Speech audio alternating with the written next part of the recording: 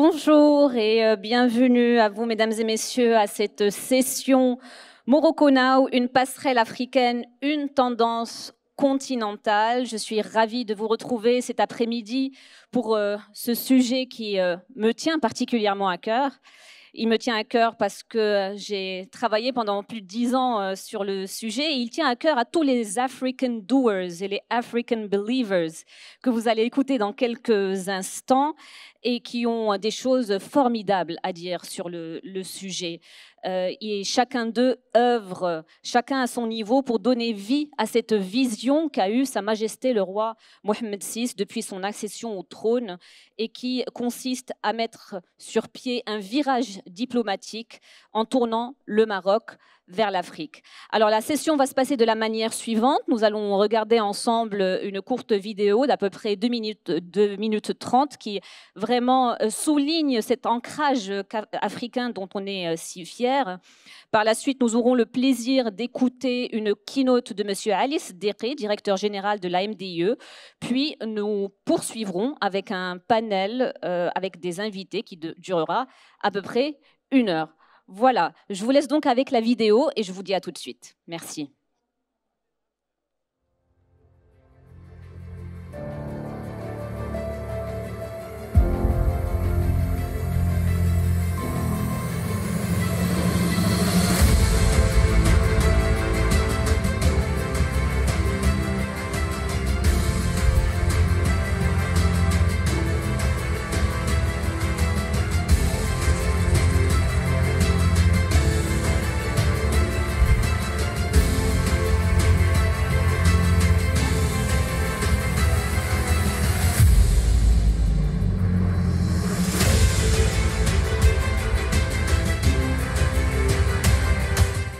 Après une trop longue absence. Il est beau le jour où l'on porte son cœur vers le foyer aimé. L'Afrique est mon continent et ma maison.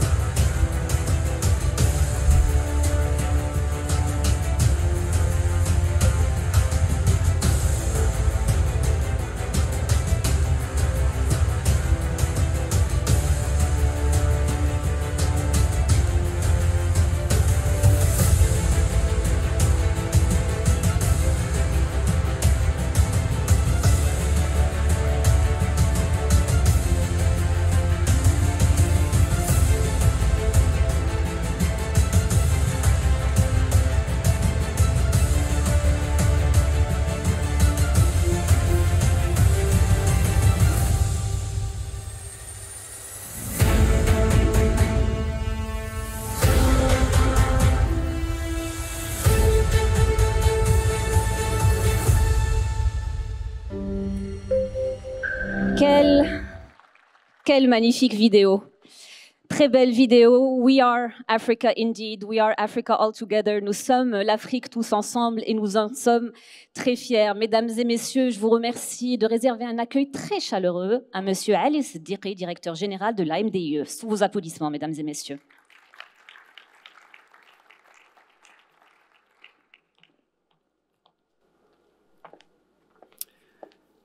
Un grand merci aux organisateurs de m'avoir fait l'honneur d'ouvrir ce panel et d'être là, présent, pour écouter justement quelle est l'expérience marocaine de son entrée dans l'émergence économique. Cette séquence Morocco Now, comme vous l'avez vu dans ce film, elle s'inscrit dans le travail qui est fait aux côtés de nos partenaires africains. La conclusion était belle. On a parlé de Africa Now, c'est indissociable de ce qu'est aujourd'hui le Royaume du Maroc, dans son continent et dans sa région.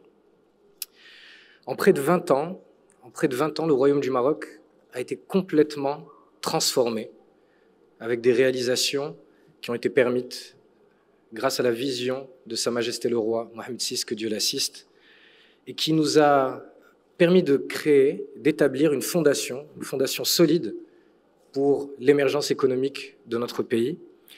Et on aime bien rappeler que cette fondation, elle repose sur 6 piliers principaux.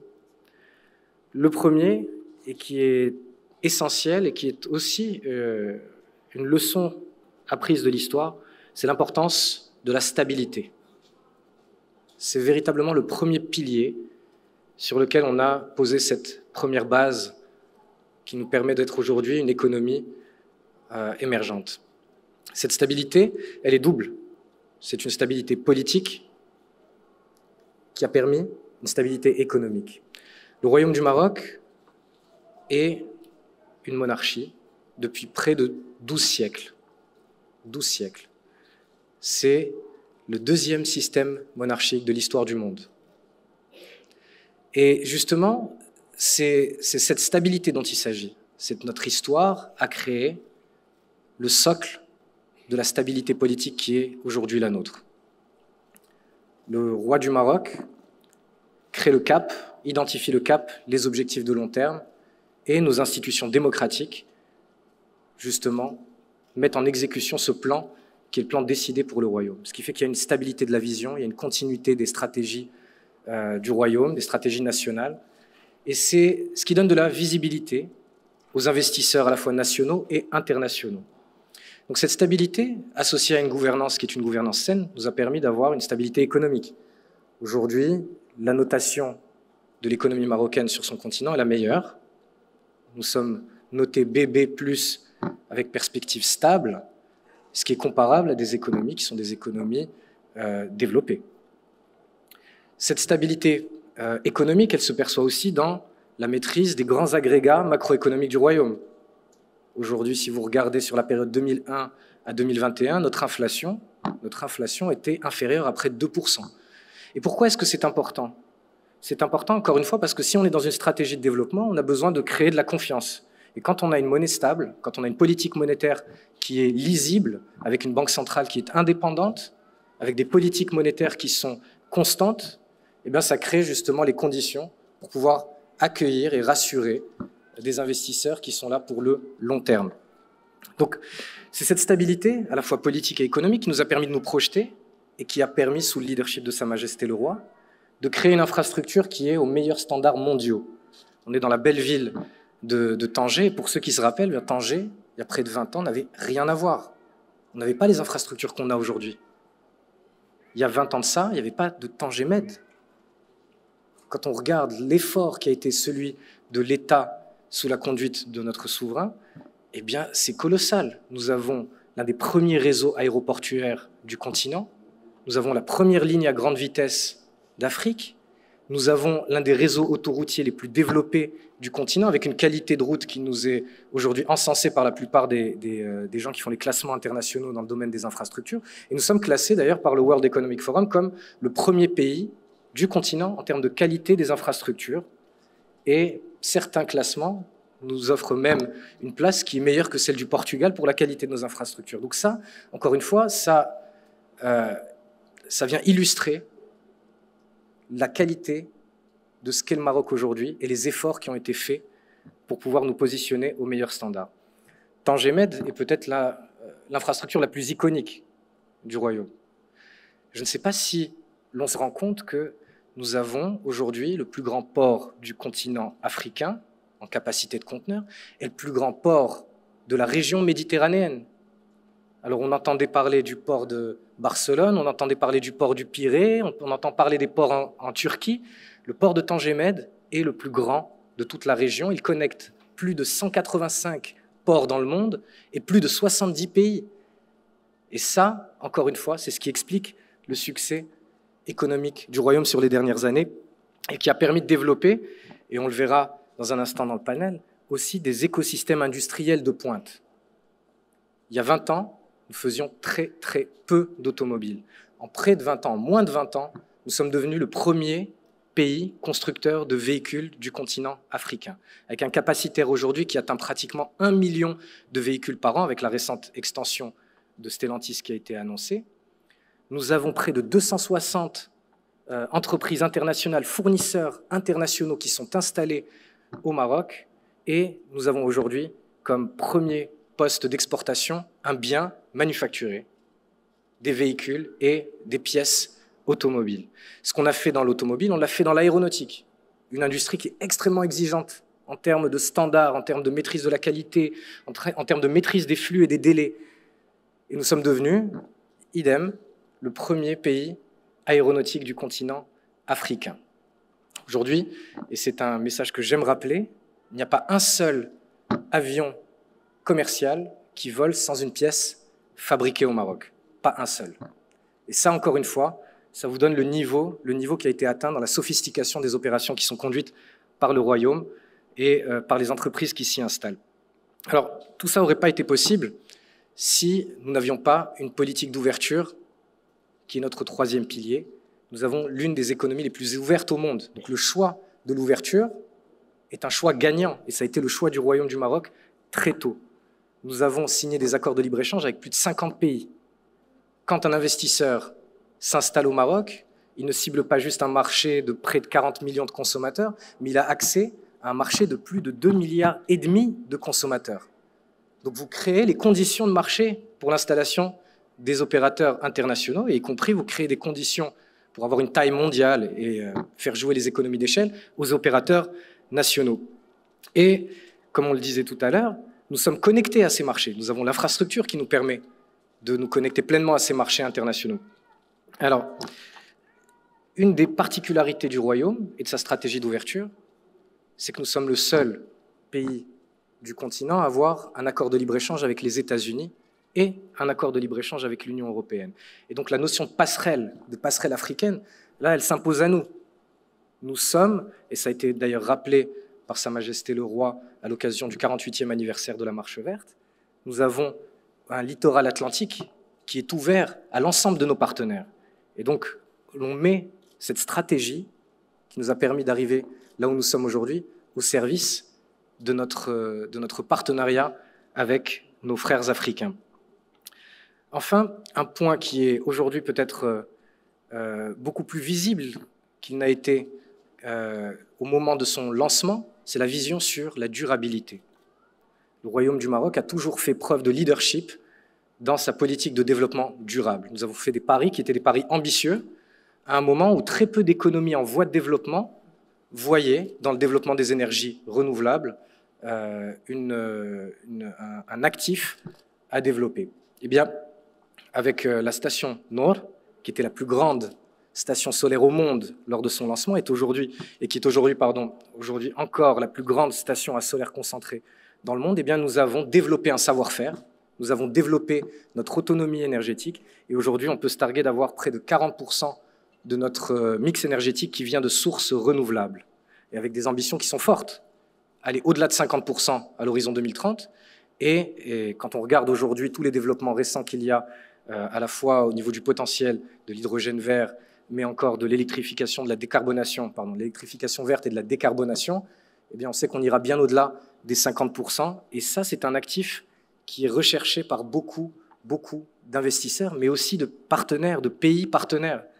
Aujourd'hui, la stratégie net zéro qui est déployée par les États-Unis, par l'Union européenne, ou même par des acteurs comme la Chine, eh bien, ne pourra pas se faire sans un partenaire comme le Maroc qui a les moyens de développer cette énergie verte. Non seulement nous avons les moyens, la compétence pour le faire, le savoir-faire et le track record qui parlent pour nous, mais en plus, les ressources renouvelables du Maroc sont parmi les plus compétitives au monde. Il ne s'agit pas simplement de le dire, mais c'est avéré par les relevés qui ont été faits par des agences internationales en charge d'évaluer justement ces énergies renouvelables. Quand on mélange le soleil au vent au Maroc, eh bien, on a une électricité qui est d'une stabilité exceptionnelle dans la région et qui a un coût qui est parmi les plus faibles à un moment où on vit une véritable crise énergétique.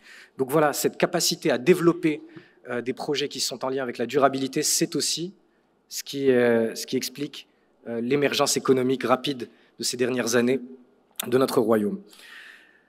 Le cinquième pilier, qui est peut-être le plus important, c'est la jeunesse.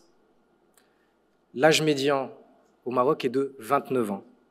L'âge moyen en Afrique subsaharienne est de près de 19 ans. Le continent africain, en entier, est l'espoir du monde. C'est une réalité qui est une réalité démographique. Alors avec un âge moyen de 29 ans, le Maroc rentre dans cette phase qu'on appelle le dividende démographique.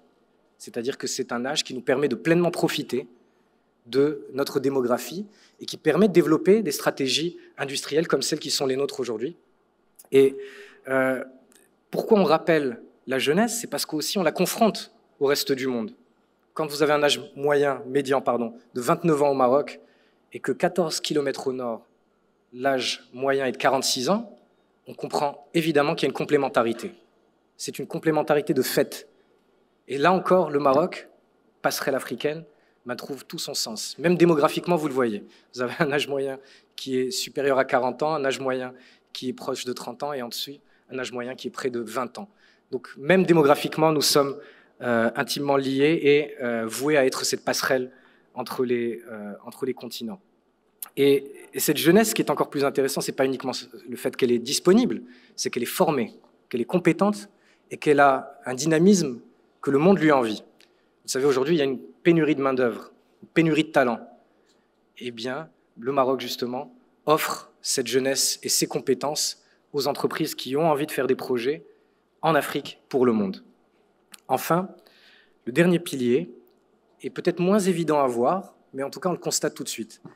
C'est notre capacité à délivrer. Quand on s'engage, on respecte nos engagements et nous sommes en mesure de délivrer les projets sur lesquels nous travaillons. Quand vous voyez qu'un projet comme le projet de Renault à Tanger, les délais qui ont été les siens pour le réaliser, le développement de son écosystème, quand vous voyez un projet comme Stellantis qui a été signé en 2015 sur un terrain vague, pratiquement une forêt, et près de 2 ans après, il y avait une zone industrielle, une usine prête et un écosystème 2 ans plus tard qui était fourni de 66 fournisseurs. La rapidité d'exécution, ça fait partie des compétences que le Royaume du Maroc a développées et qui aujourd'hui parlent pour nous quand on est dans l'interaction avec les opérateurs internationaux qui recherchent cette capacité à faire. Nous sommes des faiseurs et c'est indéniablement l'un des enseignements de notre take-off, notre décollage économique. Donc, pour résumer aujourd'hui, la formule, la recette qui tient sur ces 6 grands ingrédients et qui ont permis au Royaume de s'installer comme étant l'un des leaders de son continent, eh bien, la vision du souverain est très claire, nous appelle à la partager. Nous sommes dans le partage de ces success stories qui nous ont permis aujourd'hui de nous établir comme une économie qui est une économie pleinement intégrée aux chaînes de valeur internationales. Vous l'avez vu, la vidéo finit avec ce message qui est « Construisons des chaînes de valeur ensemble pour pouvoir assurer un mieux partagé, un mieux pour tous ». Eh bien, pour moi, c'est encore une fois l'incarnation de cette stratégie d'ouverture du royaume et de notre capacité à nouer des partenariats pour pouvoir grandir ensemble. C'est la vision Sud-Sud qui a impulsé de nombreux accords bilatéraux avec nos partenaires africains. Et c'est également cette vision d'ouverture atlantique qui est aujourd'hui impulsée pour pouvoir justement faire bénéficier le continent africain des atouts qui ont été développés par le Royaume du Maroc sur ces dernières années. Et il est important, à l'aune d'une révolution qui est celle de la transition énergétique, que le continent africain prenne conscience de sa responsabilité, puisqu'aujourd'hui, l'Afrique dispose des ressources minières, des ressources naturelles pour pouvoir assurer la transition énergétique mondiale, la décarbonation du monde. Et là, on parle de lutter contre le réchauffement climatique. C'est-à-dire que c'est une problématique qui est une problématique mondiale, pas uniquement une problématique régionale ou celle d'un continent. Eh bien, le continent a une responsabilité parce qu'il est un contributeur à cette décarbonation mondiale et à cette lutte contre le réchauffement climatique. Et donc, pour ce faire, pour pouvoir pleinement tirer profit des challenges qui sont devant nous, mais des opportunités également opérées par cette transition énergétique, eh bien, il faut que l'Afrique valorise ses ressources en Afrique, produise les produits en Afrique et puisse exporter à travers le monde depuis l'Afrique. Et c'est ça le message qui est aujourd'hui le nôtre et qui sera certainement partagé dans l'expérience marocaine de cette connexion aux chaînes de valeur internationales et qu'on vous propose de présenter aujourd'hui. Donc en conclusion, je n'ai pas mieux que celle qui était la conclusion qui était celle de la vidéo. C'est Morocco Now, c'est le moment Maroc, mais c'est surtout le moment de l'Afrique. Merci à tous. Merci beaucoup. Merci beaucoup, Monsieur Ali Seddeqi. C'est Morocco Now, c'est surtout le moment pour l'Afrique. Merci de nous avoir partagé ces différents piliers qui donnent, qui nous rappellent à quel point ce positionnement vers le continent africain est tellement naturel pour nous. Ces points, on a évoqué la stabilité, bien évidemment, notre jeunesse, la jeunesse africaine qui pour partie aussi est formée au Maroc, notre positionnement sur des écosystèmes et des secteurs clés. Le secteur automobile a été cité, on en verra d'autres dans quelques instants. Notre positionnement en tant que place financière, la première place financière en Afrique, avec plus de 200 entreprises qui opèrent à partir du Maroc dans 52 pays africains.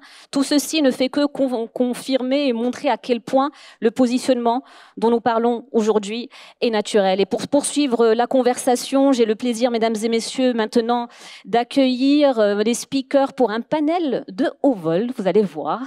Et je vais, sous vos applaudissements, accueillir sur scène Monsieur Moustapha Moulahib, Managing Partner de Clifford Chance Casablanca. Je vous remercie de l'applaudir. Nous avons aussi le plaisir d'avoir parmi nous Monsieur Abdou Diop, associé gérant du cabinet Mazars au Maroc et membre du board de Mazars pour l'Afrique et le Moyen-Orient. Merci de l'accueillir chaleureusement. Parmi nous aujourd'hui, Monsieur Mohamed Bachiri, CEO du groupe Renault au Maroc. Nous parlions à l'instant de la success story automobile. Il sera parmi nous pour nous en parler. Bienvenue à vous, cher monsieur. Et last but certainly not least, Monsieur Idriss Lesri, Managing Director de Capgemini Engineering North Africa, qui couvre le Maroc et l'Égypte. Voilà, bienvenue à vous, messieurs. Merci d'être présents parmi nous. Vous avez entendu certains des propos partagés à l'instant par Monsieur Ali Seddeqi. On est là pour poursuivre la conversation et discuter de ce positionnement qui nous est si cher finalement, le positionnement de passerelle vers le continent africain. Je vous propose que nous fassions cela en 3 temps. On commencera d'abord par dresser le contexte dans un premier temps et parler de ce positionnement. Dans un second temps, je vous propose qu'on passe en revue les différentes success stories que nous avons autour de la table. Et enfin, nous parlerons des défis pour pouvoir maintenir ce positionnement et sur les différentes perspectives. Alors, il y a des micros juste à côté, ils sont flexibles, n'hésitez pas à les bouger dans le bon sens pour qu'on puisse bien entendre vos propos. Et je vais commencer par vous, Abdou Diop, pour nous aider un petit peu à dresser le contexte. Comment le Maroc, en tant que passerelle entre l'Afrique de manière générale, mais plus précisément le nord et l'ouest du continent, peut contribuer de manière significative à la croissance économique de l'Afrique dans son ensemble? Merci beaucoup, Manal. Très heureux d'être dans ce panel. Je pense que après l'introduction de Ali Seddeqi, le plus gros est dit. On va juste essayer de compléter et donner des exemples, mais je pense que l'essentiel est dit et la vidéo est très parlante. Mais très clairement, moi je voudrais parler de 2 points essentiels. Le premier point, c'est lorsqu'on parle de passerelle, il est important de considérer que une passerelle ou un hub ou une plateforme ne se décrète pas. Elle se construit, il y a une stratégie, il y a une vision, elle se construit progressivement. Et cette dynamique-là, elle a été construite sur le long terme par le Maroc. Pourquoi? Parce que quand on dit une plateforme, passerelle ou hub, ce qu'on veut, en tout cas une connexion vers le continent, on a d'abord un vrai sujet de connectivité.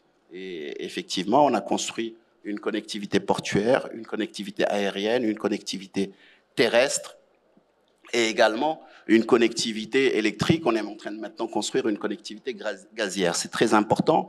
Deuxième élément qui est aussi essentiel, c'est comment on construit cette connectivité économique qui fait que votre économie est très rattachée au reste de l'économie du continent. Effectivement, on a cette connexion financière avec non seulement les banques, mais institutionnelle avec la place financière de Casablanca.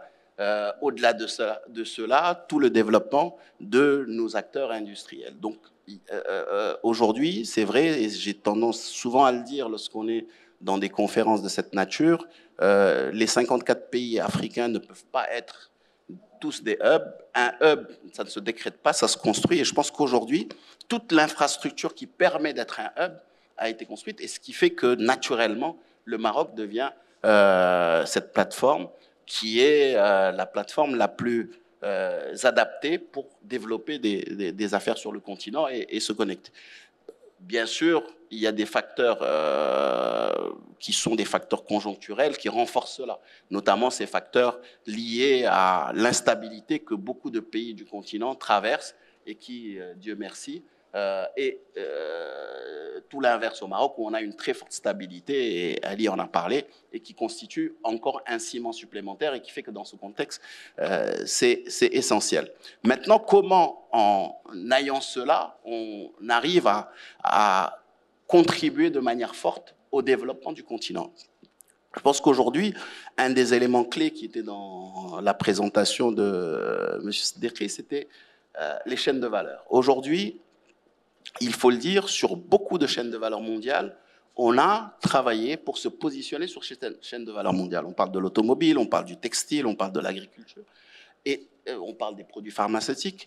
Et aujourd'hui, ces chaînes de valeur, compte tenu du potentiel supplémentaire d'intégration continentale, constituent un relais de croissance extrêmement important pour tous les pays du continent et pour le continent dans sa globalité. Je prends la chaîne de valeur automobile. Aujourd'hui, sur de la transformation de matières premières pour les pneumatiques, pour la carrosserie, pour la batterie, il y a beaucoup de pays qui peuvent s'arrimer sur cette chaîne de valeur qu'on a pu développer. C'est valable également pour les énergies, c'est valable pour le textile, c'est valable pour l'agroalimentaire. Donc ça, c'est très important. Autre élément important, et on ne le dit pas souvent, l'année 2022 et 2023 ont été très dures pour le secteur agricole africain, parce qu'effectivement, les multicrises, les polycrises, et en particulier la crise russo-ukrainienne, a créé une tension très forte sur le marché mondial des engrais. Et Dieu merci, grâce à justement cette dynamique qui a permis à l'OCP d'être un leader mondial des engrais, on a pu réallouer un certain nombre de tonnes, 4 millions de tonnes, ce n'est pas rien, qui étaient prévues à d'autres pays, vers le continent africain, ce qui a sauvé beaucoup de récoltes agricoles du continent et contribué à au moins 2% à la croissance du PIB continental qui aurait été perdue s'il n'y avait pas cette dynamique qui était construite auparavant. Donc aujourd'hui, très clairement, au-delà de cette position que nous avons construite, le fait que nous ayons depuis plusieurs années, travailler pour s'arrimer aux chaînes de valeur mondiales, travailler pour avoir cette dynamique de lien continental, fait qu'on va permettre à beaucoup de pays, en travaillant ensemble, de renforcer leur souveraineté industrielle, leur sécurité alimentaire et contribuer au PIB. Dernier point, c'est, ne l'oublions pas, toute la dynamique d'investissement du secteur privé marocain sur le continent. Aujourd'hui, ne serait-ce que, en termes d'exemple, l'usine que l'OCP est en train de construire à Dire Dawa en Éthiopie, un pays qui importe aujourd'hui 100% de son engrais, et ne l'oublions pas, Éthiopie, c'est 100 millions d'habitants, c'est un pays fortement agricole qui va devenir exportateur net lorsque l'usine sera opérationnelle. C'est là aussi un bond extrêmement important dans le PIB éthiopien qui va être réalisé grâce à cet investissement. Donc il y a une dynamique multipolaire qui fait qu'aujourd'hui, très clairement, le Maroc peut contribuer de manière très forte à la croissance durable du continent africain si, bien entendu, on a une bonne dynamique de coopération et que les acteurs, les uns et les autres, acceptent de travailler ensemble. Et c'est aussi le rôle du secteur privé. Merci beaucoup pour ces propos. Effectivement, une dynamique multipolaire, une nécessité de travailler tous ensemble. Individuellement, on est tous trop petits pour biper sur les radars internationaux, mais tous ensemble, on peut faire le poids et l'importance aussi que vous soulignez de s'intégrer aux chaînes de valeur. Alors, pour creuser un petit peu plus les atouts, je me tourne vers vous, Monsieur Mohamed Bachiri. On le sait, la construction d'usines automobiles représente un investissement lourd, même très lourd, que ce soit en termes de ressources financières, matériel ou d'infrastructure. C'est donc une décision qui a nécessité certainement des due deals en profondeur. Quelles sont les principales raisons qui ont poussé le groupe Renault à choisir le Maroc comme hub africain et régional? Et quel a été le chemin parcouru par l'industrie automobile depuis? Je vais répondre à la deuxième partie de la question, puis après je reviendrai à la première question. C'est quelques chiffres pour qu'on puisse tous mesurer l'impact de l'industrie automobile au Maroc. La filière automobile, c'est la première filière exportatrice du Maroc. Cette année, si tout se passe bien, on va faire 13 milliards d'euros, c'est-à-dire 130 milliards de dirhams en termes d'export. Ça représente à peu près 29% du total des exports du Royaume du Maroc. On a dépassé les phosphates depuis 2014 en termes d'export. Et moi, en tant que Marocain, on a toujours grandi avec la première ressource, c'est les phosphates. Et on a une industrie qui n'existait pas telle qu'elle existe aujourd'hui il y a 15 ans, qui devient pendant 15 ans la première filière exportatrice. Et ça, c'est extraordinaire. On ne le voit pas dans tous les pays. Maintenant, si je reviens à Renault, Renault, c'est la première entreprise privée du Maroc. On a une seule entreprise qui est devant nous, c'est l'OCP. Et on pèse 3,2% du PIB du Maroc. Donc on fait un chiffre d'affaires de 50 milliards de dirhams. On a 12 000 salariés. On a produit l'année dernière 350 000 véhicules au lieu de 15 000 en 2005. Et on exporte les véhicules qui sont fabriqués au Maroc par des mains marocaines vers 71 pays. Et on fait rayonner le Made in Morocco un peu partout au monde, en Europe, etc. La voiture qu'on fabrique à Tanger, la Sandero, c'est le premier véhicule vendu aux particuliers au marché européen depuis 2017. Ça, c'est hyper important, c'est-à-dire que la voiture qui sort du Maroc joue dans la cour des grands, dans le marché européen, et elle est reconnue comme best-seller de voitures vendues en Europe pour les particuliers depuis 2017 jusqu'à aujourd'hui. Et on fait le nécessaire pour qu'elle reste sur le long terme. Alors, qu'est-ce qui a fait qu'on a eu tous ces résultats ces 15 dernières années? Et qu'est-ce qui a fait aussi que Renault est venu s'implanter au Maroc et surtout à la région du Nord? Je rappelle que commercialement, on est présent depuis un siècle au Maroc. On existe depuis 1928 et on a commencé à fabriquer des voitures à la Somaca. À l'époque, il appartenait à l'État. Depuis 1966, moi à l'époque, j'avais quelques mois d'existence. Voilà, on a fabriqué les R4, les R12, les R16. Et puis en 2005, Renault rachète Somaca. Et la saga Dacia, moi j'appelle ça la saga Dacia, au lieu de la gamme Dacia, a commencé en 2005. Et depuis 2005 à aujourd'hui, sur le marché marocain, le premier véhicule vendu, c'est Logan, qui est fabriqué au Maroc par le groupe. La principale raison, c'est d'abord la vision de Sa Majesté le Roi pour porter l'industrie comme priorité nationale. Ça a été dit par Alice Siddiqui tout à l'heure, c'est fondamental. Ce qu'a fait le Maroc comme chantier structurant pour faciliter l'accueil des investisseurs étrangers au niveau national, que ce soit en termes d'infrastructure. On a le port de Tanger-Med, et c'est l'une des raisons que Renault a choisi pour s'installer à Tanger, c'est parce qu'il y a le port de Tanger-Med qui est aujourd'hui le premier port de la Méditerranée. Et on a une connexion de train à l'intérieur de l'usine qui ramène nos voitures directement au port par une voie de chemin de fer de 25 km privée. Ça, c'est extraordinaire. On n'a pas ça dans tous les pays. Donc, les infrastructures, le port, les chemins de fer, les autoroutes, les zones franches qui se sont greffées autour de l'usine au fur et à mesure. On a la Tanger-Free-Zone, on a la TAC 1, la TAC 2, la TAC 3, la TAC 4. Et tout ça fait à peu près 60 à 70 000 personnes qui travaillent directement avec nous au quotidien. Il y a un ratio de 1 à 5 à 6 entre les directs et les indirects. Et l'autre point, c'est que le Maroc tient sa parole.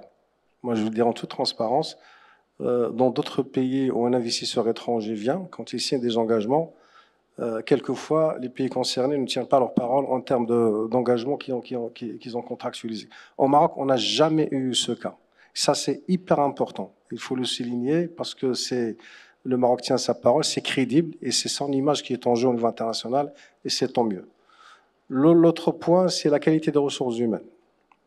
Le Maroc a fait d'énormes investissements et d'efforts en matière de développement des compétences, notamment dans un secteur qui n'existait pas il y a 15 ans. Aujourd'hui, on a un savoir-faire local qui est très important en matière d'automobile. Et par exemple, au niveau de l'usine de Tanger, l'État a construit pour nous un centre de formation qui s'appelle ICHMIA, Institut de formation en métier de l'industrie automobile, et qui est donné en gestion déléguée à Renault pour répondre à ses propres besoins, mais aussi pour former les équipementiers qui travaillent pour nous. Et donc, depuis 2011 jusqu'à fin 2022, on a fait 3 millions d'heures de formation dans ce centre de formation. Et c'est un bel exemple du partenariat public-privé dans la filière automobile. L'autre point, c'est les énergies renouvelables. La région du Nord, par exemple, regorge de plusieurs parcs d'énergie renouvelable. Nous, on tire profit au niveau de l'usine parce que 60% de l'énergie qu'on consomme vient des parcs éoliens qui sont autour de l'usine. Si vous passez à côté de Meloussa pour aller pour Tangemed, vous allez voir des grosses turbines. Ces turbines fonctionnent en partie pour nous. Et donc, cet écosystème d'infrastructures, d'énergie, de ressources humaines, de partenariats publics-privés et de support dans nos investissements ont fait que Renault est ce qu'il est aujourd'hui. Bien sûr, Renault il a fait aussi beaucoup d'investissements, notamment dans le capital humain. Et aujourd'hui, on a un très bel outil industriel. Et je vais rajouter 2 autres chiffres. Le premier chiffre, c'est que le Maroc aujourd'hui est devenu le 2e pays en termes de production de voitures chez Renault, après la France. On n'était même pas dans les radars il y a quelques années. Donc ça, on fait 17% des volumes que Renault fabrique au Maroc, que le groupe vend au niveau mondial, c'est fait au Maroc. 17%. Ça, c'est très important. Et aujourd'hui, la plateforme industrielle marocaine, elle est reconnue comme l'une des meilleures plateformes industrie au niveau du groupe, en termes de qualité, en termes de coût, en termes de compétitivité et en termes de dialogue social. Parce qu'on n'en parle pas beaucoup de dialogue social. Quand on a une usine où il y a à peu près 10 000 salariés, ce n'est pas une usine, c'est une ville. Il y a des gens qui viennent le matin, l'après-midi, le soir, la logistique, le transport, etc. Des gens qui sont... Voilà. Donc, il faut gérer tout ça au quotidien. Si on n'a pas une vraie politique sociale, de dialogue social avec les syndicats, ça ne marchera pas. Et l'un des atouts du Maroc en termes d'industrie automobile, c'est la stabilité sociale qu'on a, que ce soit chez les 2 constructeurs ou chez les équipementiers. Je vous donne un exemple. Quand il y a eu la crise Covid, ou quand il y a eu la crise de composants électroniques, on a eu du mal à travailler parce qu'on n'avait pas les pièces, parce qu'on n'avait pas les ressources, etc., etc. Et donc, on était obligé d'arrêter l'usine. Quand on a 9 000 ou 10 000 salariés, s'ils ne travaillent pas une journée, ça fait quelques dirhams de perte. Et donc, on a imaginé, grâce à cette qualité de dialogue social qu'on a réussi à construire tout au long de ces années, à trouver un accord de flexibilité pour préserver les emplois, parce qu'on a licencié personne depuis Covid jusqu'à maintenant, et on n'a demandé aucun dirham à l'État marocain pendant la crise Covid, mais aussi pour garder la compétitivité de l'usine. Ce n'est pas évident comme équation, mais on a réussi à le faire. Qu'est-ce qui s'est passé après? C'est que l'accord de flexibilité qu'on a mis en place en 2020, les équipementiers, la filière, il a fait copier-coller. Et donc notre rôle en tant que constructeur ne se limite pas uniquement à être la locomotive de la filière en termes d'industrie, de production, etc., mais aussi de jouer ce rôle social et de responsabilité vis-à-vis de la filière. Et c'est un enjeu très important. Et je tiens à le souligner parce qu'on n'en parle pas beaucoup. Mais si la filière automobile est arrivée à ce qu'il est arrivé aussi, c'est grâce aussi à la qualité du dialogue social qu'on a réussi à tenir partout dans cette filière, que ce soit à Casa, à Tanger ou à Kinitra. C'est un point qui est extrêmement important et merci de nous avoir embarqués avec vous dans ce panorama. C'est une histoire qui est juste, enfin, c'est une belle success story. Je ne sais pas qui d'autre dans la salle était fasciné par cette histoire. Il y a pas que moi, j'en suis sûre. On reviendra sur ces résultats exceptionnels, si Bachiri. J'aimerais maintenant qu'on progresse dans la conversation. Il y a un autre secteur qui est très fortement créateur d'emplois, c'est le secteur des services et de l'offshore. Et là, je me tourne vers vous, Idriss Lasri. En quoi est-ce que le Maroc est une passerelle pour l'Afrique dans ces secteurs-là? Et qu'est-ce qui fait que le Maroc est un bon choix concrètement dans l'histoire de Capgemini Engineering, plus spécifiquement? Bonjour Manal, bonjour à toutes et à tous. Oui, j'ai le plaisir d'être en charge. Oui, on m'entend pas. Oui. Donc j'ai le plaisir d'être en charge des activités engineering du groupe Capgemini. Alors le groupe Capgemini, c'est un acteur majeur de la technologie, de l'IT. Donc système d'information, de l'ingénierie, qui a 350 000 employés dans le monde. Alors, au Maroc, Capgemini s'est installé il y a 15 ans, et en 15 ans, donc c'est une industrie jeune, M. Bacheli, c'est pas centenaire, c'est tout récent, et en 15 ans, c'est 6 500 emplois qui ont été créés au Maroc, et 2 000 dans les 2 dernières années. Donc, il faut juste voir cette dynamique de création d'emplois. Alors, maintenant, c'est quoi l'offshoring? Alors, l'offshoring, c'est une industrie qui exporte du savoir-faire intellectuel. C'est une industrie qui exporte le savoir-faire intellectuel, le talent, marocaines et marocains, africaines et africains, et qui délivre des services à distance, à valeur ajoutée, pour des donneurs d'ordre qui sont dans le monde. Alors, ça peut être des centres d'appel, des services aux clients. Ça peut être des services d'ingénierie, ça peut être des services de développement de systèmes d'information, ça peut être des services de gestion de la connaissance. C'est ça l'offshoring. Alors, c'est une économie du savoir. Et ça pèse quoi au Maroc? C'est une industrie qui pèse 120 000 emplois au Maroc. 120 000 talents, Bac plus 2, Bac plus 5, Bac plus 8, qui ont été créés dans l'offshore, globalement dans ces 15 dernières années. Et rien qu'en 2013, hein, c'est très récent, il y a moins de 10 ans, on était moitié moins, c'est-à-dire 60 000 personnes, et c'était 7 milliards de dirhams de chiffre d'affaires. Maintenant, on est plutôt de revenus. Maintenant, on est plutôt à 14 milliards de dirhams. Alors, c'est quoi les clés du succès? Alors, premièrement, clairement, et comme ça a été souligné par M. Siddiqui, puis par l'ensemble des personnes, il y a une vision du Maroc. L'offshore a été considéré comme un des secteurs clés, choisi en tant que vision pour un secteur qui peut développer, avoir sa place au Maroc, et c'est un succès. L'autre élément est clairement, nous sommes une industrie du savoir, donc les talents. C'est un élément important. Avoir des ressources humaines qualifiées, parler des langues étrangères, avoir une proximité culturelle et géographique avec l'Europe est un élément qui est un atout clé. Et puis, il y a l'infrastructure. Il est clair que si on n'a pas, qu'on a besoin de connectivité importante, donc télécom principalement, avec nos donneurs d'ordre pour pouvoir faire notre métier à distance. Alors, donc, 4 facteurs: les talents, la vision, la stabilité du pays, l'infrastructure et la proximité avec l'Europe. Tu as posé une autre question qui était les passerelles avec l'Afrique. Alors, en termes de passerelles avec l'Afrique, 2 points. On a souligné, Ali a souligné tout à l'heure, c'est-à-dire qu'il a souligné la jeunesse africaine. Et ça, c'est un potentiel énorme. Nous, on y croit. C'est un potentiel important. Nous avons des activités en Tunisie, nous avons des activités en Égypte. Et il faut savoir que la plupart des acteurs ont commencé par la proximité géographique du Maroc pour aller en île Maurice, en Tunisie, en Côte d'Ivoire, au Sénégal, au Madagascar.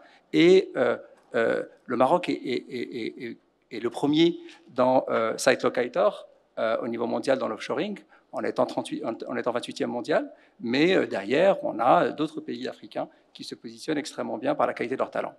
Deuxième passerelle, c'est le recrutement de talents africains. Et donc, nous avons dans nos équipes aujourd'hui, nous recrutons de 12 pays africains. Et nous avons cette chance de pouvoir aussi bénéficier de cette richesse et de créer cette passerelle. Merci infiniment de nous avoir partagé ces éléments, et on reviendra effectivement pour en savoir un petit peu plus sur le cas de Capgemini Engineering et aussi ce qui a expliqué ce succès et cette progression phénoménale en si peu de temps. Moustapha Moulahib, Clifford Chance, grand cabinet international, vous nous apportez la perspective légale. J'ai envie de vous demander quels sont les accords et les partenariats internationaux qui renforcent la position du Maroc en tant que plaque tournante pour la coopération continentale, et quel est leur impact sur le développement du continent? Très bien, merci beaucoup Manal, merci de cette question. Mais avant, je voudrais quand même, puisqu'on est en train de parler de pourquoi on s'installe et pourquoi on vient au Maroc, et quelle est la perception que les investisseurs internationaux peuvent avoir du Maroc. Nous, on est un investisseur.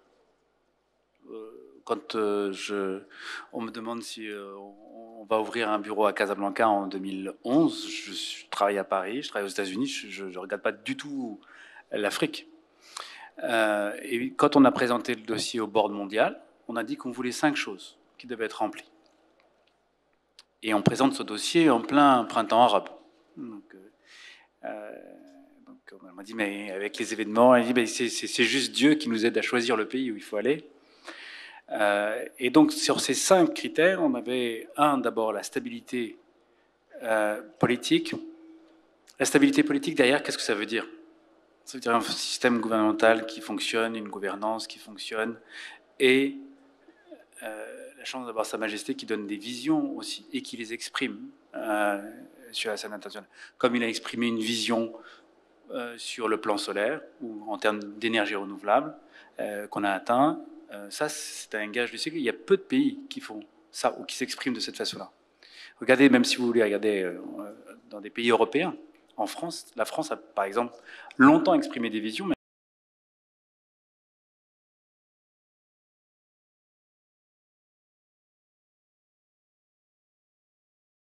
une sens économique et une économie diversifiée. Donc ça, il fallait que ce soit un pays qui ait une économie diversifiée et qui ait une grande capacité. On n'allait pas s'installer dans un pays qui ait monoproduit hydrocarbures. 3, il fallait qu'il y ait un système réglementaire et légal, juridique, sophistiqué. Alors, il l'est, mais il l'est encore plus depuis une dizaine d'années.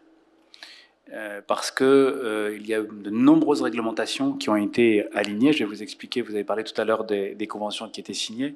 Vous avez, le Maroc a la chance extraordinaire d'avoir signé un accord qui s'appelle le statut avancé avec l'Union européenne. Quand vous signez cet accord, je crois qu'il y a 2 pays, la Tunisie et le Maroc, qui l'ont signé. Quand vous signez cet accord, vous vous engagez notamment à faire certaines adaptations. Vous savez que la statut avancé, c'est au-dessus de l'association et en dessous de l'adhésion. Mais vous êtes obligé de vous aligner. C'est à ce moment-là qu'on a commencé à avoir des régulateurs financiers, les marchés de capitaux, l'assurance, le Conseil de la concurrence, calqués sur les règles OCDE en termes d'indépendance, d'autonomie. Parce que quand vous mettez cela en place, vous commencez à construire un schéma réglementaire qui est invisible aux yeux du public, mais qui est regardé par les investisseurs comme des critères qui sont importants d'investissement, de choix d'investissement ou pas. D'accord ? Et le 4e critère, c'était qu'il fallait que ce pays nous donne la possibilité de projeter notre business sur plusieurs pays, donc en Afrique ou en Afrique francophone. Et je vous dis, on parlait de ça en 2009-2010, on ne parlait pas de Casablanca ou du Maroc comme un hub à l'époque. J'ai passé 10 ans à promouvoir le Maroc un peu partout, notamment CFC ou d'autres. Et je voudrais revenir sur ce qu'a dit mon ami Abdo. Il n'y a rien qui se décrète. Vous savez, tout ce qui se décrète comme ça, dans le secteur de l'industrie, et notamment de l'industrie automobile, aujourd'hui, vous êtes un ingénieur, vous sortez d'école, vous êtes en Europe, vous pouvez vous poser la question, je peux aller en Amérique latine, je peux aller aux États-Unis, je peux aller au Japon, je peux rester en Allemagne, je peux aller en Allemagne, et je peux aller au Maroc. Et j'ai une possibilité à Tanger, j'ai une possibilité de progression, de carrière, et probablement que si je suis très très intelligent, j'irai à Tanger. Parce qu'il y a véritablement une chance, il y a une expérience qui est en train de se réaliser, toute cette montée de chaîne de valeur, je le ferai.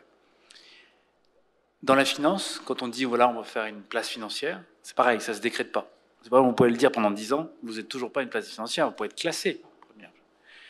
Vous devenez une place financière quand un jeune à Londres, qui travaille chez Morgan Stanley, se dit moi, j'en ai marre, je voudrais peut-être aller à Dubaï, je veux peut-être aller à New York, ou peut-être que je vais aller à Casablanca. Mais il ne se le dira pas aujourd'hui, il ne se le dit pas aujourd'hui. Il serait fou de se le dire.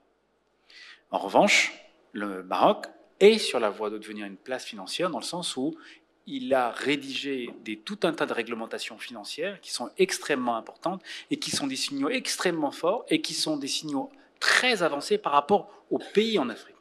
Ça, dans ce sens-là, les investisseurs peuvent se considérer cet endroit-là comme un endroit suffisamment sophistiqué pour être la première partie d'un investissement. Vous avez un gros player aujourd'hui dans le secteur des assurances qui rentre. Quand il rentre, il voit que la première place est déjà prise, la deuxième place est déjà prise, la troisième, il peut aller dans la quatrième ou la cinquième, il est tranquille sur l'aspect réglementaire et il se dit qu'il peut rentrer en rentrant avec une petite participation et monter au capital au fur et à mesure et faire monter son entreprise. Et ensuite, regardez l'Afrique francophone. Je vous donne un exemple comme ça, mais pour pouvoir aussi dire qu'on est un pays, je termine juste avec ce point-là et un dernier petit point. Pour pouvoir dire aussi qu'on est qu'on devient un hub, il faut également autre chose. Il faut avoir signé de nombreux accords de double imposition. Il faut des accords bilatéraux d'investissement qui rassurent, parce que vous savez que en plus de la réglementation qui est... Vous savez que le Maroc est le premier à avoir avoir signé la Convention de New York. La Convention de New York, c'est celle qui reconnaît les sentences arbitrales et qui les rend exécutoires dans son pays. Le premier pays dans le monde à avoir signé cette convention. En 61, on parle de quelque chose de très ancien. Donc on a, en la matière, si jamais on prend le droit anglais, etc., et qu'on doit aller devant des cours au Maroc, faire reconnaître le jugement, on n'a aucun souci. Mais en plus, ces conventions bilatérales peuvent être importantes parce que les holdings d'investissement peuvent être situés dans des pays en fonction justement de l'existence ou pas d'une convention bilatérale d'investissement. Mais les conventions de non-double imposition sont importantes. Maurice est loin devant nous et il faut qu'on rattrape ça parce que on n'avait pas besoin de le faire parce c'était la preuve qu'on ne regardait pas l'Afrique réellement. On a des amis en Afrique, mais on ne regardait pas d'un point de vue économique, business l'Afrique parce qu'on était tourné vers l'Europe. On a signé des conventions de non-double imposition avec quasiment tous les pays européens, mais pas beaucoup avec les pays africains. Dernière chose, on devient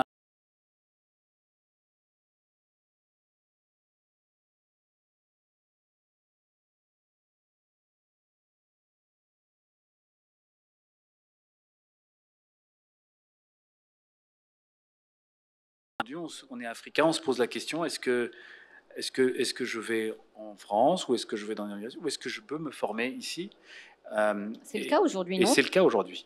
Voilà. Donc je voulais vous dire que quand on répond à la question de comment est-ce qu'on devient un hub, c'est sur plusieurs facettes qu'il faut le regarder et sur l'ensemble des points que je viens de dire, le Maroc est toujours devant et bien positionné. Voilà. Absolument, merci infiniment. C'est vraiment tout à fait fascinant de voir derrière, en fait, ces décisions qui sont importantes de grands groupes internationaux de s'implanter dans un nouveau pays. Ben, quel a été le rationnel derrière? Quelles sont les raisons qui ont poussé à ce que ces grandes entreprises internationales fassent leur choix? Et votre point, effectivement, sur les accords internationaux, sur les accords de non-double imposition, sur tout ce qui est nécessaire de mettre en place pour ne pas juste décréter comme étant une passerelle vers l'Afrique, mais l'incarner réellement, c'est un point, effectivement, qu'il était important de souligner. Vous savez, il y a une phrase, je suis désolé de vous couper, mais que j'aime beaucoup, parce qu'on me l'a utilisée à moi. Donc, je ne l'ai pas créé, mais on me l'a cité. C'est « Don't tell me, show me ».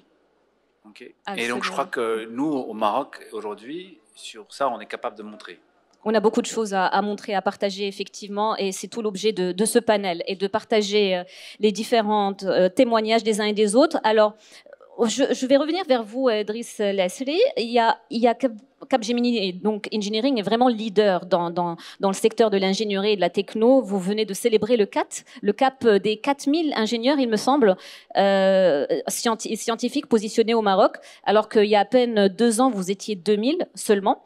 Donc c'est un cap qui se célèbre. Vous avez fait x2 en seulement 2 ans. Ce sont des talents marocains, africains, de plusieurs nationalités, vous allez nous le partager, qui travaillent sur des projets d'aéronautique, d'automobile, de rail.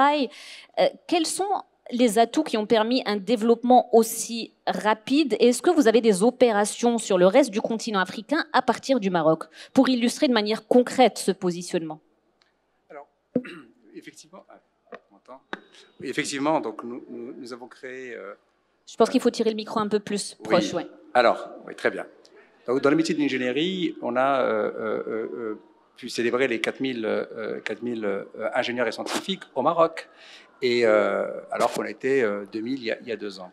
Alors ça peut paraître étonnant, mais dans quel métier on travaille? Donc on travaille dans des métiers, dans la mécatronique, dans les systèmes embarqués, dans l'intelligence artificielle, dans la conception de véhicules, dans la logistique verte, dans les matériaux, l'ingénierie verte, et on a les systèmes intelligents. Donc tout ça, c'est des sujets sur lesquels on travaille pour des donneurs d'ordre internationaux dans le monde. Et ça, c'est des diplômés, marocaines et marocains, africaines et africains, qui travaillent pour des clients dans l'aéronautique, dans l'automobile, dans le ferroviaire, pour l'industrie, et à 99% à l'international. Donc en fait, nos activités sont à 99% des activités export, et on fournit du Maroc des prestations pour plus de 13 pays dans le monde, principalement en Europe et aux États-Unis.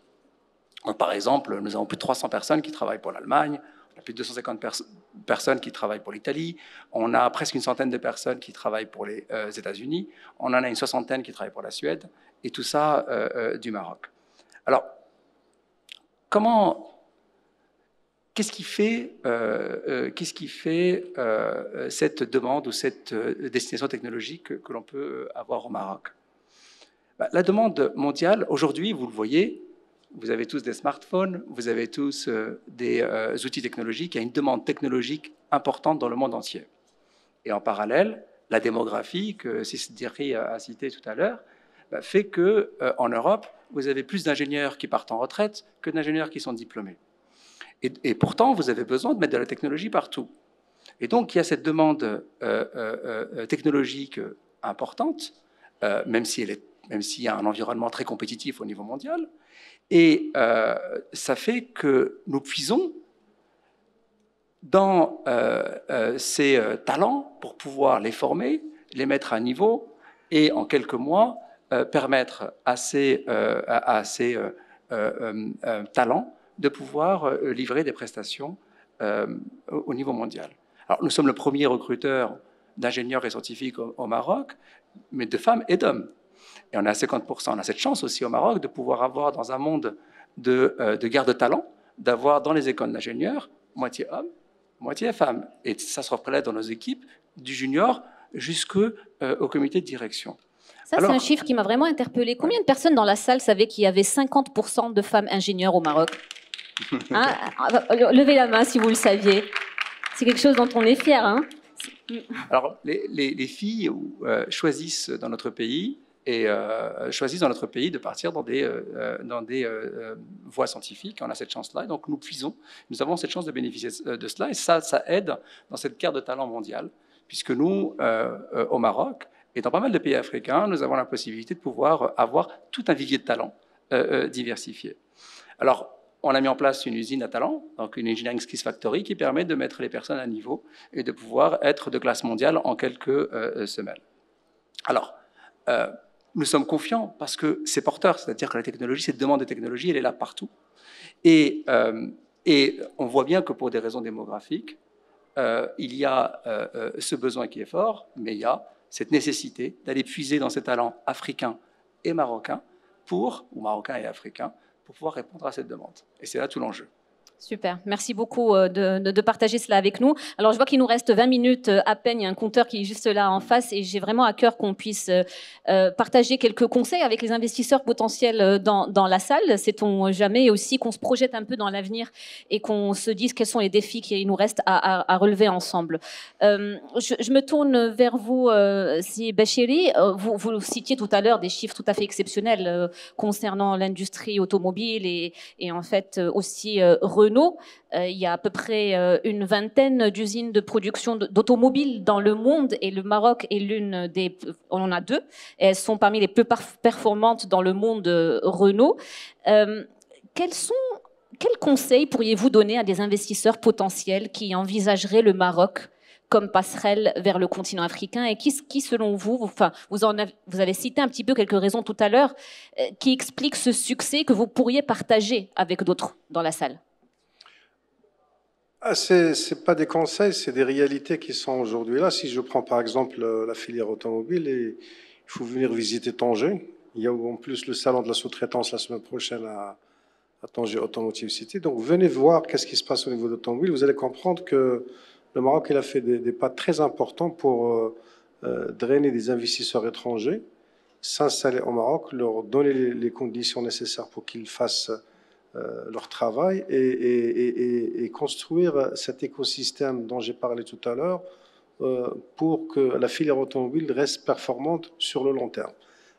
C'est ça, donc les conditions de réussite, c'est la qualité de partenariat public-privé qu'on a au Maroc. On ne le trouve pas dans d'autres pays. Et moi, ce n'est pas moi qui dis ça. Quand je suis dans des réunions au niveau international, le Maroc il est souvent cité comme exemple. On a l'environnement qui tourne autour de cet écosystème sur les énergies renouvelables.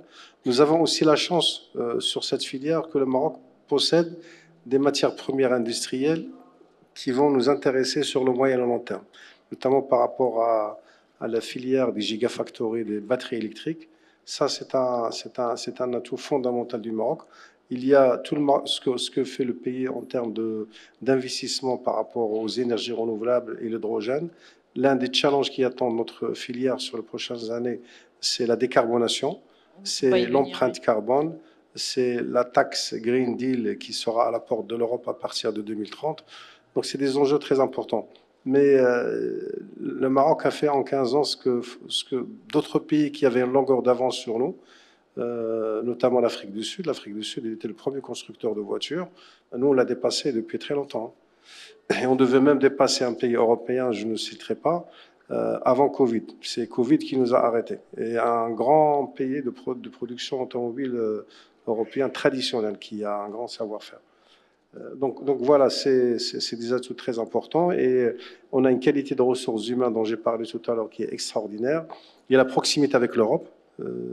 On est sur le même fuseau horaire. Il y a, nos ingénieurs ont fait leurs études ici à l'étranger, donc on a cette culture aussi de travailler avec différents pays étrangers et de s'adapter à ces environnements.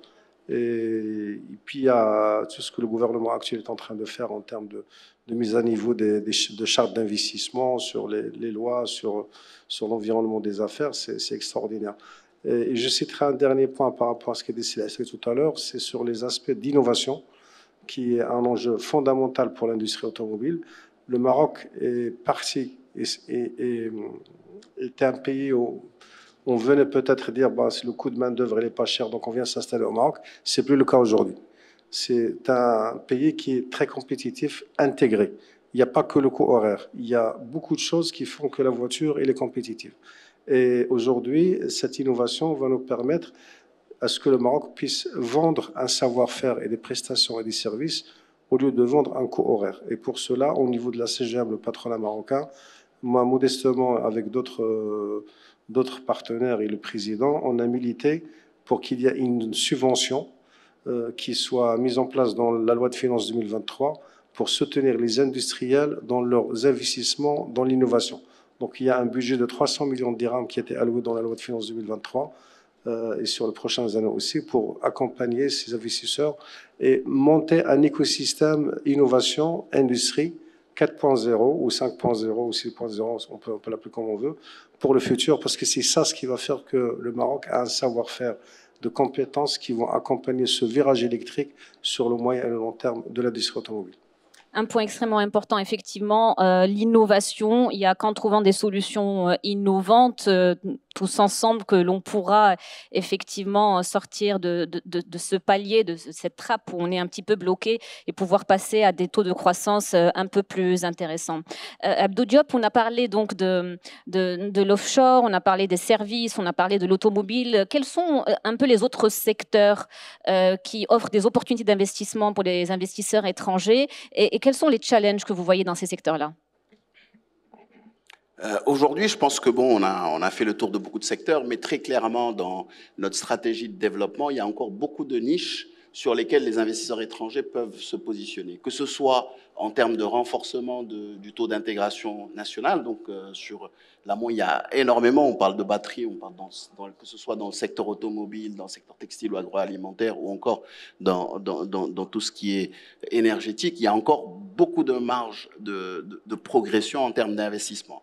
Mais aussi, on se rend compte sur ces différents secteurs, il y a un écosystème très fort qui a été mis en place et il y a encore de la place pour d'autres acteurs. C'est vrai que Aujourd'hui, Renault a été le premier à s'installer et s'est développé.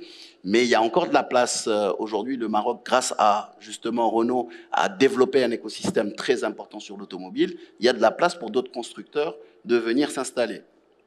On parle des métiers du nearshoring. Là, très clairement, aujourd'hui, dans le cadre de la guerre des talents sur les services, on aura de plus en plus d'acteurs, hein, et on l'a vu ces derniers mois. Nous-mêmes, en tant qu'acteurs, nous avons eu à monter une plateforme de nearshoring qui, en quelques mois, nous a poussé à recruter plus de 400, et on est sur une trajectoire qui, chaque fois, dépasse les business plans, parce qu'il y a un besoin énorme et que le Maroc est à même de former des talents. Ce qui veut dire aussi que même dans la formation, il y a encore un potentiel d'investissement très important parce qu'on en forme, mais on peut en former plus pour le reste du monde et pour le Maroc. Après, quand on va au-delà de nos plans stratégiques, aujourd'hui, comme tout le monde le sait, il y a une vraie reconfiguration des chaînes de valeur mondiales, que ce soit en termes d'approvisionnement, et avec un shift de beaucoup d'investissements qui quittent l'Asie pour venir sur le continent africain.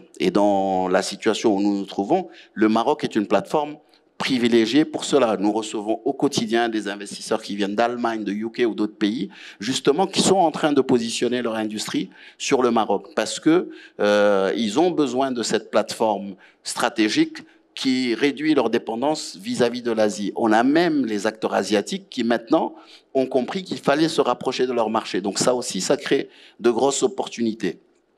Et une fois qu'on a parlé de ce deuxième volet d'opportunités, il y a le troisième, qui est cette dynamique d'investissement sur le continent.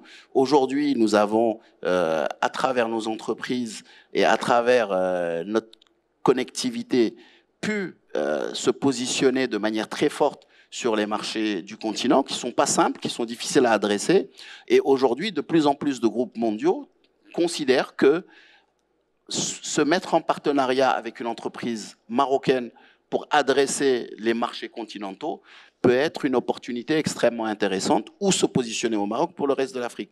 Donc il y a beaucoup de niches d'investissement possibles. Maintenant, il y a plusieurs choses. C'est à nous d'abord de pouvoir les adresser de la manière la plus adaptée. Je pense que dans ce cadre-là, l'AMDIE est en train de faire un travail extraordinaire dans ce sens. C'est aussi à nous, acteurs du secteur privé, de pouvoir être prêts à créer ces partenariats avec nos entreprises.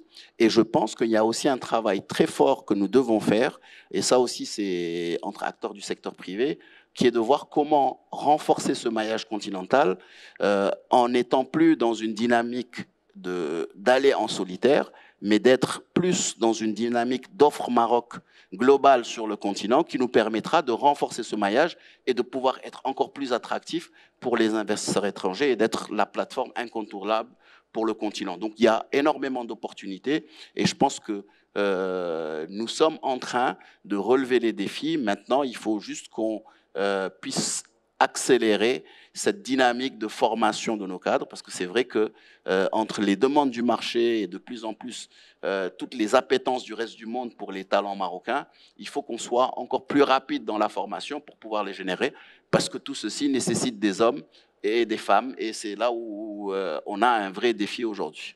Absolument. Énormément d'opportunités donc et un besoin d'accélérer la mise en place, une accélération dans l'exécution en tout cas pour pouvoir bénéficier de ces opportunités. Mostafa Moulahib, ces opportunités, logiquement, devraient encore plus augmenter avec la mise en place de la zone de libre-échange continentale africaine. En tout cas, c'est quelque chose que nous suivons avec beaucoup d'intérêt. Comment est-ce que comment envisagez-vous que cela impacte la place du Maroc comme passerelle vers le continent africain, et comment est-ce qu'on pourrait maximiser les opportunités et surmonter les défis qui découlent de cela? Bien. C'est une question très simple. Merci de me l'avoir posée. C'est très facile de répondre à cette question. Et on attend la réponse avec impatience. En fait, cet accord et cette zone de libre-échange qui a été créée et qui concerne 55 pays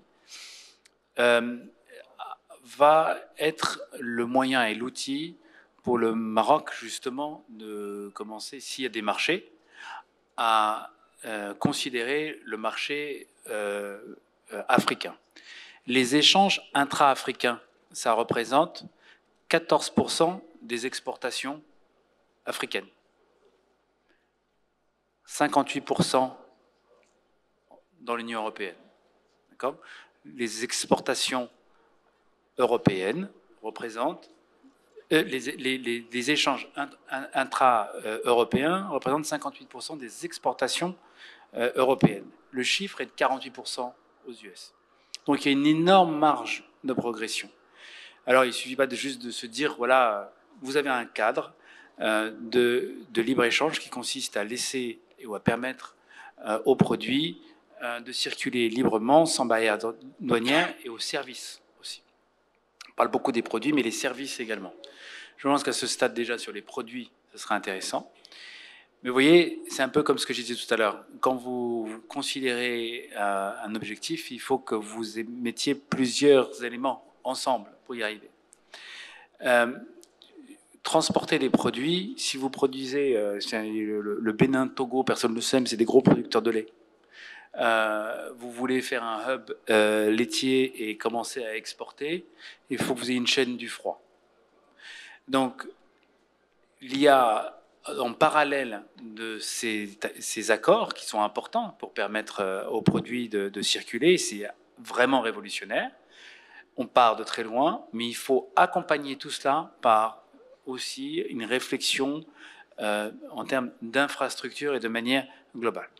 Si vous regardez aujourd'hui les services sur lesquels nous, Marocains, on s'est distingués, c'est essentiellement dans le secteur financier, la banque, et également l'assurance, où on a quand même des success stories.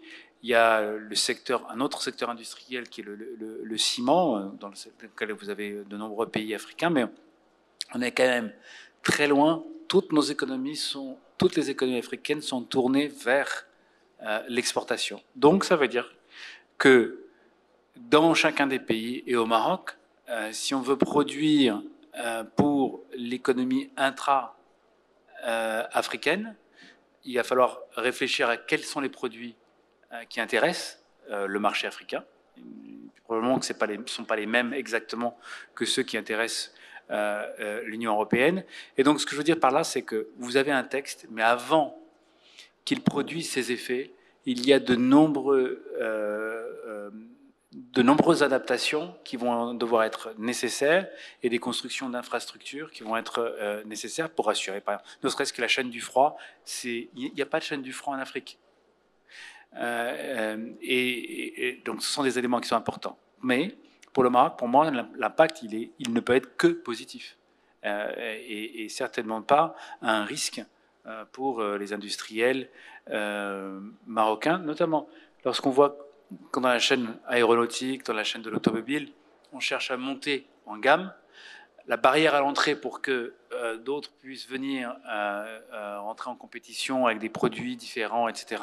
Je pense plutôt à une complémentarité et je pense également à la volonté de chacun d'essayer d'adapter le produit qui va intéresser le plus grand nombre d'Africains. Très bien, merci beaucoup de nous avoir clarifié cela. Oui, pour rebondir sur ces propos. Si je peux juste rebondir sur cela, je pense que oui, effectivement, ça va prendre du temps, mais très clairement aujourd'hui, pour le Maroc, il y a beaucoup d'opportunités en termes de transport logistique, de développement des infrastructures, parce qu'effectivement, la zone de libre-échange continentale va être un accélérateur de renforcement des infrastructures, notamment de toutes les infrastructures et corridors d'intégration régionale, mais également, il ne faut pas l'oublier, souvent on parle de cette zone de libre-échange continentale comme opportunité en termes de marché, mais c'est aussi une opportunité en termes de sourcing. Parce qu'effectivement, on a accès à d'autres produits qui, auparavant, à cause des barrières douanières, ne nous permettaient pas de nous sourcer sur le continent. Je parle, par exemple, tout bêtement, des fruits où il était plus simple de se sourcer en Amérique latine plutôt qu'en Afrique de l'Ouest. Aujourd'hui, avec la levée des barrières douanières et le renforcement du transport et de la logistique et des volumes, on aura cette possibilité de se sourcer. Et bien sûr, tout à l'heure, j'en ai parlé aussi, cette capacité à pouvoir avoir des chaînes de valeur complémentaires sur le continent qui permet de renforcer la compétitivité de nos industries. Donc, il y a effectivement du travail à faire, mais à terme, il y a un vrai potentiel. Et bien sûr, j'ai tendance à le dire, en général, les pays qui ont pu se positionner sur le plan industriel sur le continent seront les premiers à bénéficier de cette zone de libre-échange continentale. Merci beaucoup Abdou pour ces compléments. Il nous reste un peu plus de 4 minutes pour clore ensemble ce panel et j'aimerais vous offrir, messieurs, un mot de la fin avant que nous fassions cela. Je me tourne vers vous, Idriss Lasseri. Selon vous, pour finir cette discussion, quels sont les principaux défis auxquels est confronté le Maroc quant à son positionnement de passerelle vers le continent africain et quelles sont les solutions envisageables pour surmonter ces obstacles? Oui, je vais être très bref. Donc, le premier défi, c'est celui des talents. Et donc, évidemment, comme l'a dit Abdou Diop, c'est très important d'en former suffisamment parce que tout le monde se les arrache. Il y a une guerre de talents mondiale. Et donc, donc, on peut être freiné dans notre développement si on n'a pas cela. Par ailleurs, on a le fait de travailler en écosystème. Ça a bien marché au Maroc. Et on pourrait regarder, il est important, l'offshore en ingénierie n'a pu se développer que parce qu'il y avait une stratégie sectorielle aussi en automobile, en aéronautique, qui fait qu'on a des formations adaptées. Et donc avoir cette coordination-là à l'échelle continentale peut être encore plus efficace que ce qu'on a pu voir au Maroc. Et puis le troisième élément, croyons en nous, Marocains, Africains, croyons au fait qu'on est capable d'avoir une destination technologique, qu'on est capable d'avancer, qu'on est capable d'avoir des emplois à valeur ajoutée. Croyons en nous.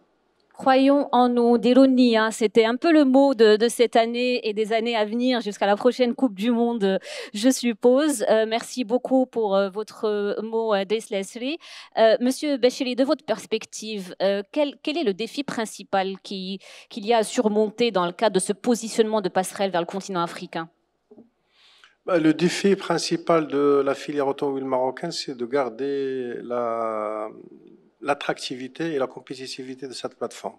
L'industrie automobile au niveau mondial vit un tournant extraordinaire. Et donc, il y a sûrement des impacts sur la plateforme Maroc. Et pour cela, il faut qu'on soit préparé. Il y a des choses qui sont engagées notamment pour négocier le virage de l'électrification des véhicules à moyen terme. Mais il y a pour moi un défi très important pour la filière sur les prochaines années, c'est l'intégration en profondeur. Nous avons un taux d'intégration locale au niveau de Renault hors mécanique de 65,2%. En 2030, on vise 80%. Il faut aller en intégration en profondeur. Concrètement, il faut faire un inventaire des matières industrielles qui existent au Maroc. Il faut trouver des gens pour nous accompagner dans leur transformation et que ces matières premières transformées soient des inputs pour les équipementiers qui travaillent pour nous, sur la filière de câblage, sur la filière, des métaux, etc., etc.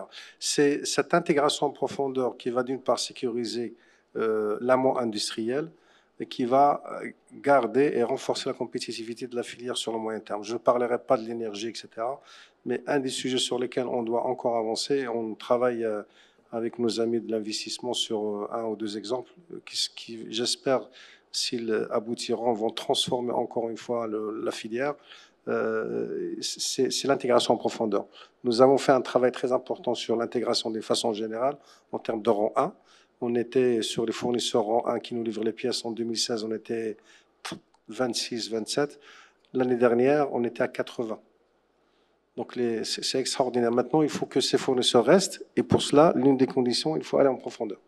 Merci beaucoup. Abdou, votre mot de la fin? Oui, moi je vais dire trois grands défis rapidement. Le premier qui est très important, c'est qu'aujourd'hui, il faut que le Maroc ait de manière écrite et structurée une vraie stratégie Afrique. Jusqu'à présent, la stratégie Afrique a été portée par la vision royale, qui a impulsé et les autres ont suivi. Maintenant, il faut que ce soit traduit comme on a le plan Génération Green, on a l'accélération industrielle, on doit avoir cette stratégie Afrique qui soit un plan, qui soit écrit, suivi, monitoré chaque année avec les évaluations des assises, parce qu'il faut que cette approche africaine soit totalement coordonnée, et c'est une vraie opportunité que nous avons aujourd'hui. Deuxièmement, les talents, je ne vais pas revenir là-dessus, parce qu'il faut qu'on multiplie la production de nos talents. Et le troisième, c'est accélérer la production de nos textes réglementaires. On l'a vu, quand on veut, on le peut. On l'a vu avec la charte d'investissement. On a eu un travail extraordinaire qui a permis de la sortir très vite. Aujourd'hui, on parle des textes sur l'hydrogène, on parle on a pris du temps pour la production propre de la moyenne tension. Donc il faut qu'on ait cette capacité à produire de manière rapide nos textes législatifs pour justement permettre d'avoir cette flexibilité et cette agilité dans l'adaptation de nos cadres réglementaires par rapport au contexte.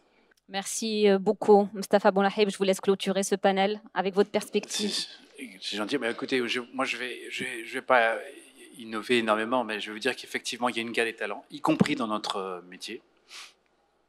Et donc, mais dans toute l'industrie, il va falloir être capable d'attirer. J'attire l'attention des gens qui rédigent aussi les chartes d'investissement pour attirer. Ça veut dire qu'on attire des familles et que c'est plus facile d'attirer une famille à Dubaï que de l'attirer ici. Et il faut qu'on pense aussi à ce que quand on s'envisage comme un pays, comme étant un hub, etc., il faut qu'on pense comment les gens vont vivre, comment est-ce que ça va se passer pour eux dans leur famille.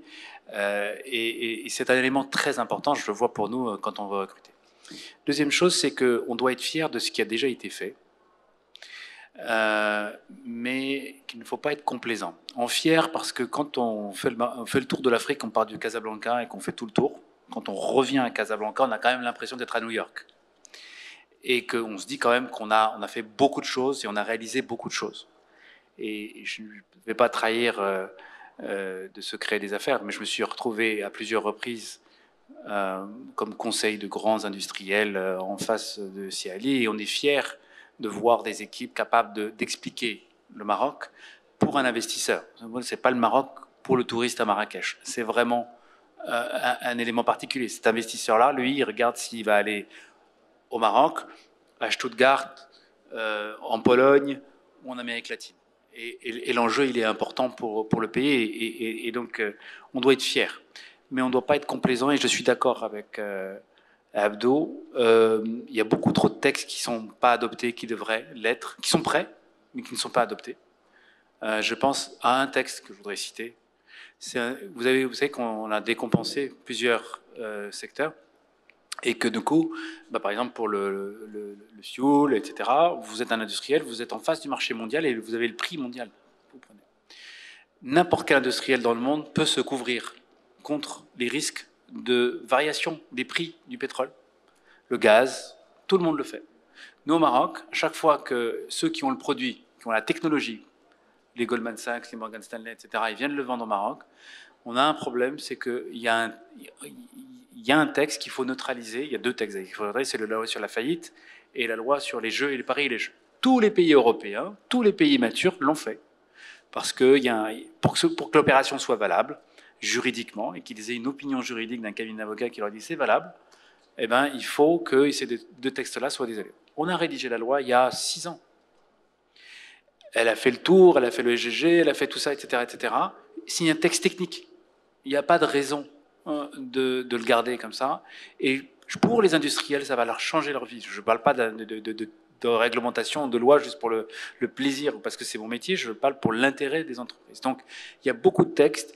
Les réformes, il faut qu'on continue à accélérer. On a une grande avance, mais il faut qu'on continue cet effort-là. Il ne faut pas qu'on soit complaisant avec nous-mêmes. Voilà. Merci beaucoup. Donc, de la fierté, oui, des opportunités, oui, des atouts, oui, mais sans complaisance. C'est ce qui fait qu'on a envie de continuer à progresser. Une accélération donc dans l'exécution. Merci beaucoup, messieurs, de m'avoir accompagné pour cette conversation. Merci à vous dans la salle pour votre attention, et un grand merci à la MDIE de nous avoir permis d'avoir cette conversation. Voilà, je vous souhaite une très bonne fin de journée et je vous dis à très bientôt.